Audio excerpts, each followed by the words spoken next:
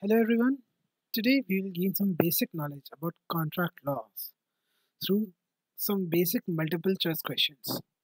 So without wasting any time, let's start with it.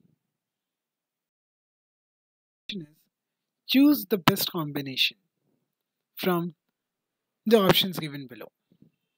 The assertion is a minor's contract cannot be ratified by him on attaining the age of majority.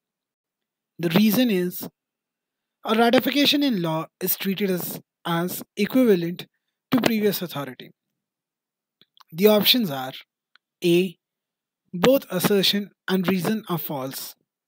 B. The assertion is false but the reason is true. C. Both assertion and reason are true and reason is a correct explanation of assertion. And D. Assertion is true but the reason is false. The correct answer to this question is option C, that is, both assertion and reason are true and the reason is the correct explanation of assertion. Next question is, the communication of acceptance through telephone is regarded as complete when dash. The options are A. When the acceptance is spoken on telephone. B.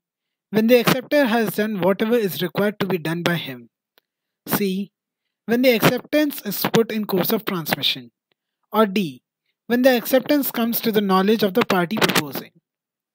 The correct answer to this question is option D, that is, the communication of acceptance through telephone is complete when the acceptance comes to the knowledge of the party proposing. Next question is, A agreed to buy from B a certain horse. It turns out that the horse was dead at the time of the bargain, though neither party was aware of the fact. The agreement is dash. The options are A. Valid for claim of compensation. B. Voidable. C. Void. Or D. Valid. The correct answer to this question is option C, that is, the agreement is void. The next question is, every promise and set of promises forming the consideration for each other is known as, options are A. An agreement. B. An offer. C. A proposal. Or D. A contract. The correct answer to this question is option A, that is, every promise and a set of promises forming the consideration of each other is known as an agreement. The next question is, the misrepresentation means and includes which of the following? The options are A. Misstatement of a fact material to the contract. B. None of the choices. C. Both positive assertion of unwarranted statement of misrepresented facts material to the contract. And D. Positive assertion of unwarranted statements.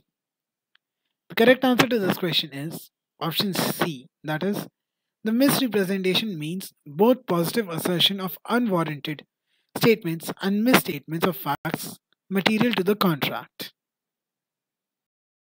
The next question is, which provision of the Indian Contract Act 1872 embodies a rule enunciated in Clayton's case related to appropriation of payment? The options are A. Section 59, B. Section 60, C. Section 61, or D. Section 58. The correct answer to this question is option A, that is, the Section 59 of the Indian Contract Act embodies the rule enunciated in Clinton's case related to appropriation of payment. So now let's see what this Section 59 states. Section 59 states the application of payment where debt to be discharged is indicated. This section states that where a debtor, owing several distinct debts to one person, makes a payment to him either with express intimation or under the circumstances implying that the payment is to be applied to the discharge of some particular debt, The payment, if accepted, must be applied accordingly.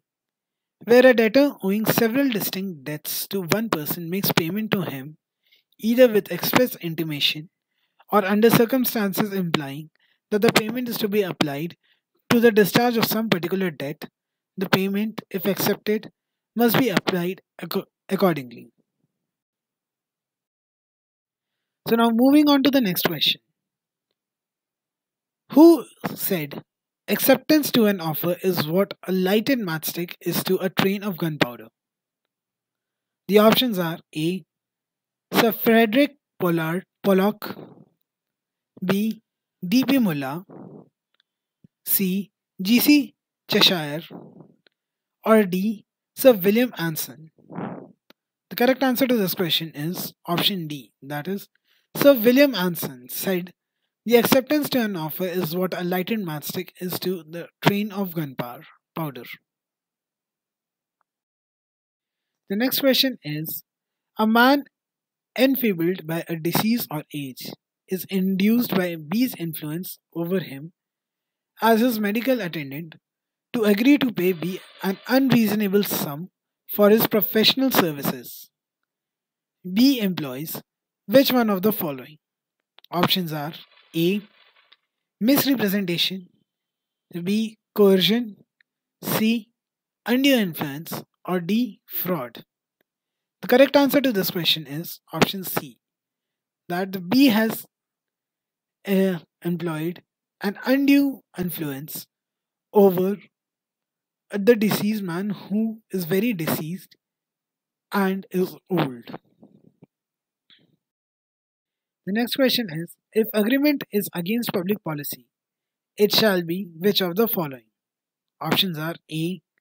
Valid, B. Voidable, C. Irregular, or D. Void.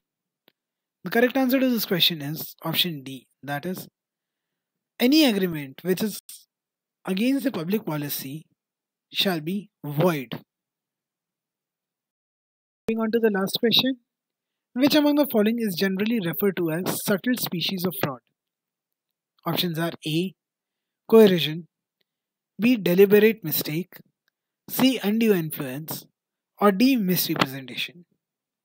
The correct answer to this question is option C. That is, the undue influence is generally referred as a subtle species of fraud. Thank you.